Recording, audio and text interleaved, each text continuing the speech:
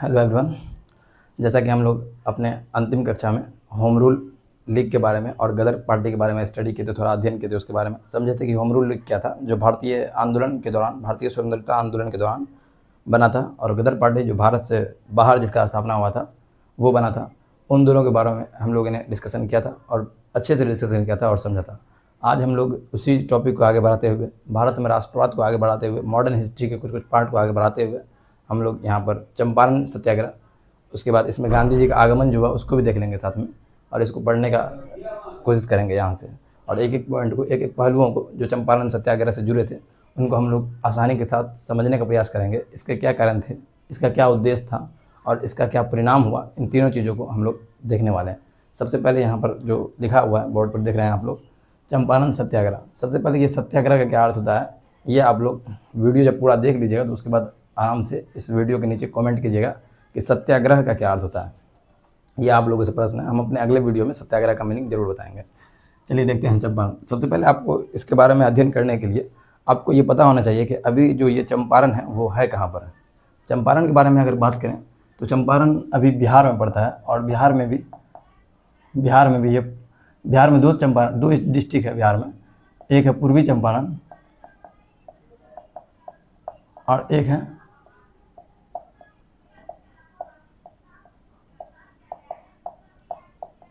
पश्चिमी चंपारण। और ये जो जिस समय ये आंदोलन हुआ था, 1917 ईस्वी में। ये जो सत्याग्रह हुआ था, रिवॉल्ट हुआ था, ये 1917 ईस्वी में हुआ था, चंपारण सत्याग्रह। इसके बारे में हम लोग समझेंगे कि कैसे गांधी जी यहाँ पर आए थे और क्या क्या कारण था। चंपारण सत्याग्रह का बहुत सारा कारण था। चंपारण सत्याग्रह किसानों द्वारा किया गया था, और कारण ये था कि 3 कठिया पद्धति यहाँ चंपारण में जो चल रही थी उसको लेकर है। उससे पहले हम लोग ये समझेंगे, ये जो चंपारण है, चंपारण में भी मोतिहारी से स्टार्ट हुआ था। ये चंपारण के मोतिहारी से ये प्रारंभ हुआ था, और मोतिहारी अभी वर्तमान में पूर्वी चंपारण में आता है मोतिहारी। ठीक है, यहाँ चंपारण ये जो कारण जो था चंपारण सत्याग्रह का, ये कारण था 3 कठिया पद्धति।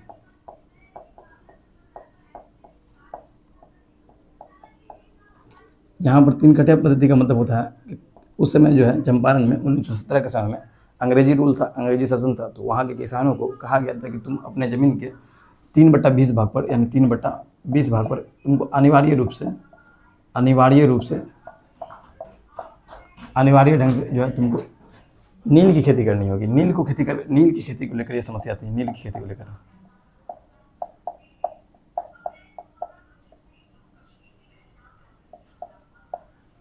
और आपको, अगर आपने अध्ययन किया होगा कभी, तो नील का खेती बहुत ही ज़मीन को बंजर कर देती थी और काफ़ी इसमें परेशानी होता था। नील की खेती करने के लिए ज़मीन को अपने पैर से थोड़ा सा उसको कुचलना होता था, पैर से कुछ उसको करना होता, जिससे कुछ इन्फेक्शन वगैरह पैर वगैरह में हो जाते थे। इससे किसानों को इन सब नील की खेती करने में कठिनाइयों का सामना करना पड़ रहा था। इसीलिए किसान जो है चाहते थे कि नील की खेती से छुटकारा मिल जाए। तो अभी हम लोग इसमें कंडीशन समझेंगे कि हम लोग को सफलता भी मिली, तो इसके पीछे भी क्या कारण था। सफलता ऐसे ही नहीं मिल गई थी, उसके पीछे भी कहीं ना कहीं अंग्रेज को किसी और चीज़ में सफलता मिल गई थी। नील का जो काम था वो कपड़ों को रंगने के लिए था, और उस समय जिस समय ये 1917 में चल रहा था, उस समय कृत्रिम रंग का आविष्कार हो चुका था। इसीलिए अंग्रेज भी इसको, हम लोग की बातों को मान लेते हैं, और गांधी जी का भी ये सत्याग्रह सफल हो जाता है। आइए देखते हैं 3 कठिया पद्धति का सिंपल मीनिंग हो जाएगा, बहुत कम समय में अगर हमको समझना है। तो 3 कठिया पद्धति में नील की खेती जो है, हमको ज़मीन के 3/20 भाग में, अगर मेरे पास 20 भाग ज़मीन है तो उसमें से 3 भाग में हमको क्या करना होगा, नील की खेती अनिवार्य रूप से करना होगा। इसी को बोला गया 3 कठिया पद्धति। यही पद्धति चली आ रही थी कहाँ, चंपारण में। इससे किसान वहाँ के बहुत परेशान थे, जिस कारण उन्होंने सोचा कि किसी न किसी आंदोलन को किया जाए। यहाँ पर एक व्यक्ति थे जिनका नाम राजकुमार शुक्ल था।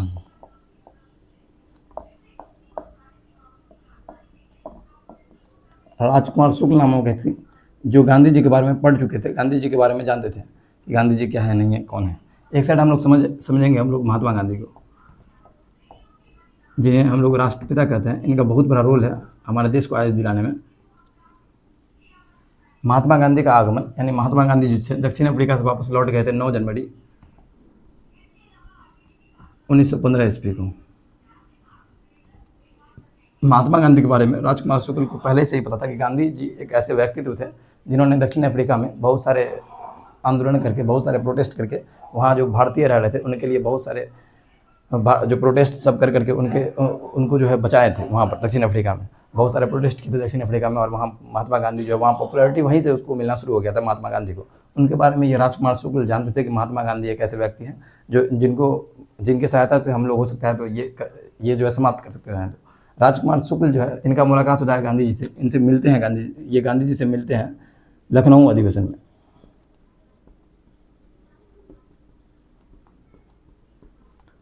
हालांकि कांग्रेस का ये लखनऊ अधिवेशन काफ़ी इंपॉर्टेंट रहता है। हिस्ट्री जब हम लोग पढ़ते हैं तो कांग्रेस का जो ये लखनऊ अधिवेशन था आईएनसी का, ये 1916 में हुआ था। इस अधिवेशन में जो है 2-3 चीज़ हुई थी। सबसे पहले जो है गर्म दल और नरम दल दोनों एक हो गए थे। दूसरी चीज़, गर्म दल नरम दल तो एक हो ही गए थे, साथ में मुस्लिम लीग थी जो थी वो भी यहाँ पर लखनऊ अधिवेशन में आईएनसी से आगे मिलती है मुस्लिम लीग। तो ये अधिवेशन कांग्रेस का अपने आप में ही बहुत महत्वपूर्ण अधिवेशन है, और आप लोग भी इसे हमेशा याद रखें। क्लास 10th के लिए ये बहुत ही इंपॉर्टेंट पॉइंट्स है ये जो अभी हम यहाँ पर बताने जा रहे हैं। राजकुमार शुक्ल जो है लखनऊ अधिवेशन में जाते हैं, और इनकी मुलाकात यहाँ पर लखनऊ अधिवेशन में महात्मा गांधी से होती है, और महात्मा गांधी से आग्रह करते हैं कि महात्मा गांधी कहाँ आए। महात्मा गांधी कहाँ है? चंपारण आए, चंपारण। तो महात्मा गांधी को आमंत्रित कौन किए थे? महात्मा गांधी को चंपारण आने के लिए किसने आमंत्रित किया? तो इसका सिंपल सा आंसर हो जाएगा राजकुमार शुक्ल ने। राजकुमार शुक्ल ने लखनऊ अधिवेशन में महात्मा गांधी से मिले और उनसे आग्रह किया कि आप आइए हमारे यहाँ चंपारण में, ये जो किसानों का समस्या है इसको सुलझाइए। तो महात्मा गांधी जो है उनके आग्रह को समझते हैं। उसके बाद महात्मा गांधी 1916 यानी 10 अप्रैल, यहाँ पर हम थोड़ा बताते हैं आपको, 10 अप्रैल 1916 को 10 अप्रैल 1916 को महात्मा गांधी पहुँचते हैं चंपारण या मोतिहारी। मोतिहारी जो है चंपारण में ही पड़ता है। गांधी जी हमेशा से ही जब भी कहीं कुछ रिवॉल्ट वगैरह करते थे तो पहले उसके बारे में अध्ययन करते थे, पहले उसको समझते थे, उसके बाद रिवॉल्ट करते थे। आप महात्मा गांधी जो थे, महात्मा गांधी 1915 में भारत आए थे, और भारत आने के बाद महात्मा गांधी यात्रा की थे। भारत आने के बाद महात्मा गांधी को कहा गया था कि तुम 1 वर्ष तक भारत को पूरा घूमो। इनके जो राजनीतिक गुरु थे, जिनका नाम गोपाल कृष्ण गोखले था, राजनीतिक गुरु जो थे इनके वो थे गोपाल कृष्ण गोखले।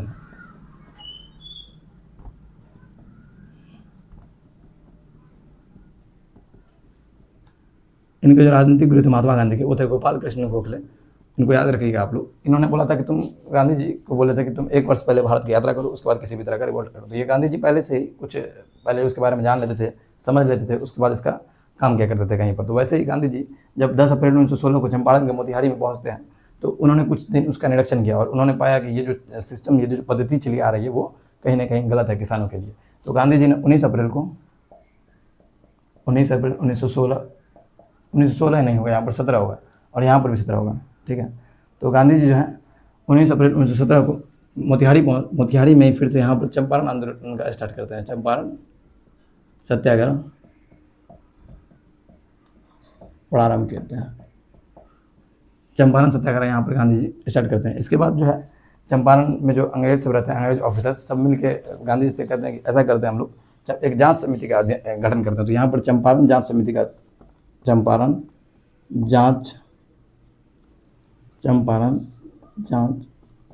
समिति की स्थापना होती है, बनाई जाती है चंपारण जांच समिति, जिसके जो अध्यक्ष चुने जाते हैं, जिसके अध्यक्ष रहते हैं वो एक अंग्रेज अधिकारी रहते हैं जिनका नाम FG सिले है, ठीक है, FG सिले।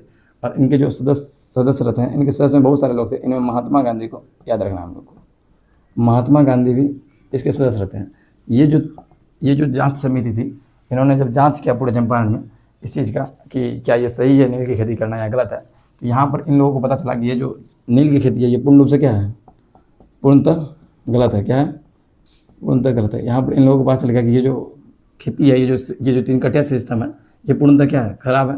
किसको पता चला? जांच समिति को पता चला। तब जाकर ये जांच समिति निर्णय लेती है कि ये क्या कर, ये जो 3 कटिया प्रणाली है, इसका परिणाम क्या हुआ? इसका परिणाम हुआ कि 3 कटिया प्रणाली समाप्त। 3 कटिया प्रणाली समाप्त। और यही तो हम लोगों को चाहिए था, यही तो किसानों को चाहिए था कि 3 कटिया प्रणाली गांधी जी आए और इसको समाप्त कर दें। तो याद हमको ये रखना कि चंपारण आंदोलन का नेतृत्व कौन किए थे, लीड कौन किए थे? तो ये कौन किए थे? महात्मा गांधी। और आपको ये भी याद रखना है कि महात्मा गांधी का दक्षिण अफ्रीका से लौटने के बाद ये भारत में पहला रिवॉल्ट था। तो यहाँ पर रख दें महात्मा गांधी का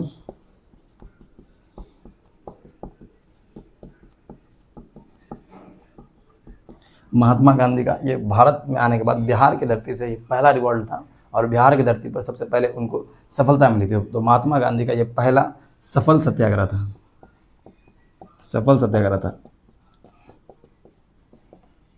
और इसी के बाद महात्मा गांधी को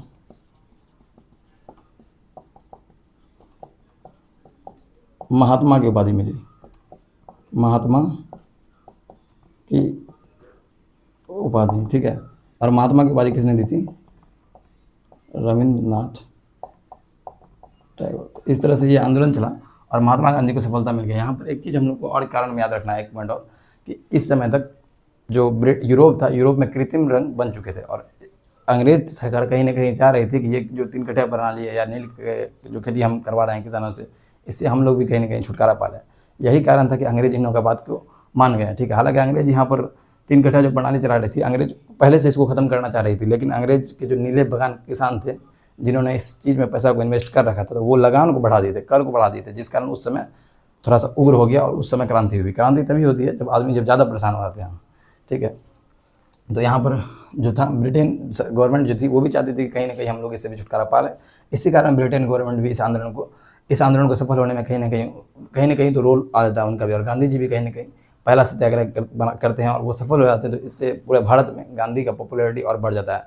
गांधी धीरे धीरे पूरे भारत में छाने लगते हैं और पूरे भारत में एक मशहूर नेता के रूप में, मशहूर राष्ट्रवादी नेता के रूप में, लीड करने वाले नेता के रूप में एकदम पूरे भारत में चर्चा में आ जाते हैं। इसके बाद गांधी जी को लोग बहुत ज़्यादा पूजने लगते हैं, मानने लगते हैं। उनका मानना था कि ये गांधी एक ऐसा आदमी है जो हमारे यहाँ आएगा तो किसी भी सत्याग्रह को, गांधी एक पॉलिटिकल लीडर के रूप में फेमस कभी नहीं हो पाते। गांधी जी एक पॉलिटिकल लीडर के रूप में अगर रहते तो कभी शायद फेमस नहीं हो पाते, क्योंकि भारत ऐसा कंट्री है जहाँ पर कोई पॉलिटिकल लीडर नहीं, जहाँ पर जब तक एक धर्मवाद वाला या जातिवाद वाला भावना ना आए वहाँ पर वो पॉपुलर नहीं हो पाता। तो गांधी जी को लोग एक पॉलिटिकल लीडर की तरफ नहीं देख रहे थे, सोच रहे थे गांधी जो आए हैं ये अगर हमारे फसल को छू देंगे तो फसल अच्छा हो जाएगा, या इस तरह से आदमी के दिमाग में आने लगा था इस तरह का चीज़। इसीलिए गांधी के पीछे बहुत सारा आदमी चलना शुरू कर दिए, गांधी को एक महात्मा के रूप में देखना शुरू कर दिए। इसी आंदोलन के बाद, चंपारण आंदोलन के बाद, इनके बाद Gandhi ji back to back खेरा आंदोलन और अहमदाबाद मिल आंदोलन करते हैं। उन दोनों में भी गांधी को सफलता मिलती है। आगे हम लोग अगले वीडियो में खेरा आंदोलन को और अहमदाबाद मिल मजदूर आंदोलन दोनों को पढ़ेंगे कि क्या कारण था कि खेरा आंदोलन हुआ, क्या कारण था कि अहमदाबाद मिल आंदोलन हुआ। आप कमेंट कर सकते हैं इस वीडियो के नीचे कि खेरा आंदोलन कब हुआ, अहमदाबाद मिल मजदूर आंदोलन कब हुआ। इनके बारे में आप ज़रूर कमेंट कीजिए इस वीडियो के नीचे। अगर आपको ये पूरी वीडियो इन्फॉर्मेटिव लगी है, कुछ आपको इससे नॉलेज जानकारी बढ़ा है, तो आप ज़रूर इस वीडियो को लाइक करें, चैनल को सब्सक्राइब करें। Thank you.